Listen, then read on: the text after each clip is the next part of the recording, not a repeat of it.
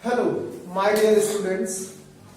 This video especially I made for the students those are going to study about the Pythagoras theorem.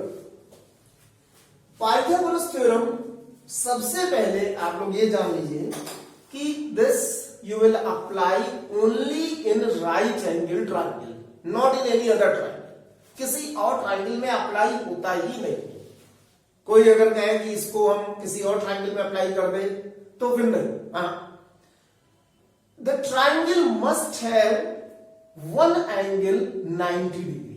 एक angle जरूर 90 degree होना चाहिए. This side further 90 degree. दूसरे दो angle other two angles कितने angle के हैं उसका कोई मतलब नहीं है. वो कितने भी एंगल के हैं, 30 degree, 60 degree, 45 degree, 45 degree, doesn't. That is only the one angle should be 90 degree. तभी ये अप्लाई होगा, नहीं तो नहीं अप्लाई होगा. अब बात उठती है कि हम फॉर्मूला क्या होता है. फॉर्मूला होता है किसी भी राइट एंगल ट्राइंगल में. इसके पहले एक वीडियो बनाया जिसमें हमने समझाया कि what is base, what is perpendicular and what is hypotenuse. If you watch that video, so you will get some more knowledge, information about the right angle triangle. किसी भी 90 डिग्री के सामने वाली साइड को हाइपोटेन्यूज बोलते हैं and the other two sides known as base and perpendicular. ये base और परपेंडिकुलर आपस में इंटरचेंज भी हो सकते हैं. ये बेस, ये परपेंडिकुलर, तो कभी ये परपेंडिकुलर हो जाएगा, ये बेस हो जाएगा, उससे कोई फर्क नहीं पड़ता. In this case 90 degree if it is, तो इसके सामने वाली ये साइड जो है हाइपोटेन्यूज है. And these two are the base and perpendicular. कुछ भी हो सकता है. तो ये है.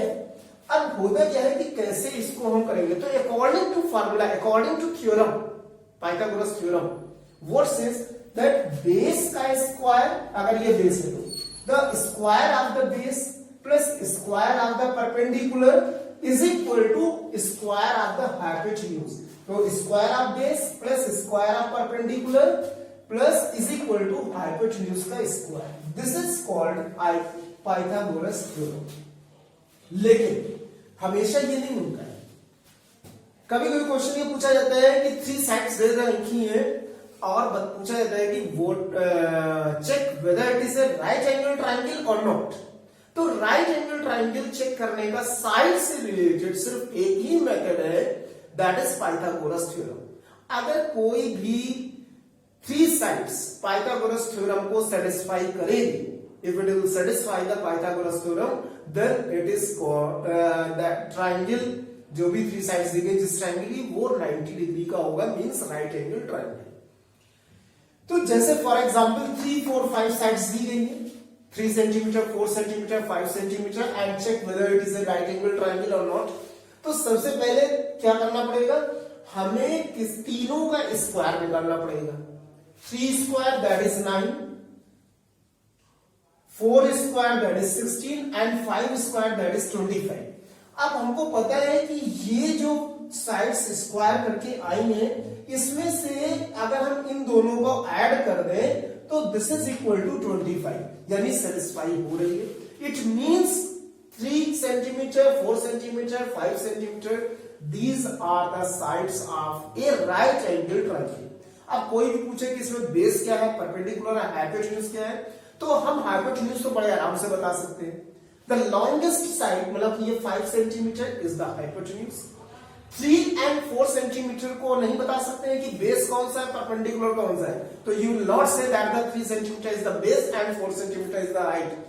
क्या कहेंगे, बोथ में बी बेस और बोथ में बी परपेंडिकुलर, मतलब एक बेस है और एक परपेंडिकुलर है. 6, 7, 10. अब जैसे हमारे पास में ये साइड्स दी गई हैं 6, 7 एंड 10. तो इसके लिए अगर हम ये करें 6 का स्क्वायर, 7 स्क्वायर एंड 10 स्क्वायर, तो दैट इज 36, 49 एंड 100. तो क्या इसका और इसका सम इसके इक्वल नहीं, इसका और इसका सम इसके इक्वल नहीं, इसका और इसका सम, मतलब कोई भी the sum of squares of any two sides is not equal to the square of the third side.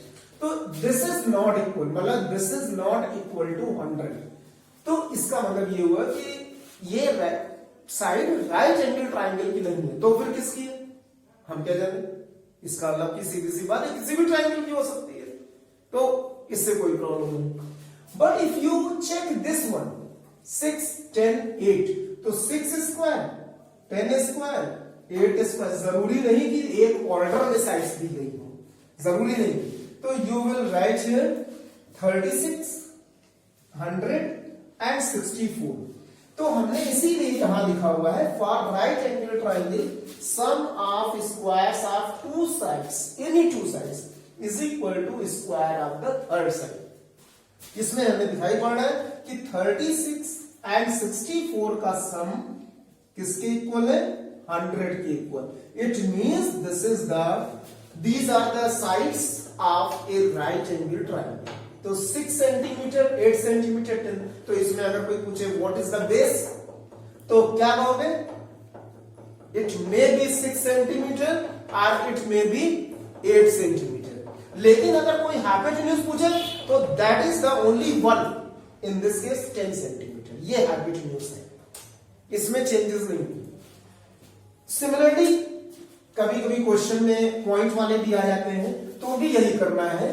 सबसे पहले इसका स्क्वायर निकालना है, फिर इसका स्क्वायर निकालना है और फिर इसका स्क्वायर निकालना है, मतलब all the three, find the square of all the three sides, that is 1.96 to 3.04 and then 25। अगर इन दोनों को आप ऐड करें तो इसके इक्वल हो जाएगा 25 के equal. It means this is these are the sides of the right angle triangle. तो राइट एंगल ट्राइंगल पहचानने का तरीका हो, पाइथागोरस थ्योरम लगाने का तरीका हो, इस तरीके से लगाएगा। तो if you watch the video, previous video में हमने राइट एंगल के बारे में बहुत अच्छे से बताया है कि बेस परपेंडिकुलर हाइपोटेन्यूज के डिफरेंसेस को बताया। That you watch, sure you will get the information. Thank you.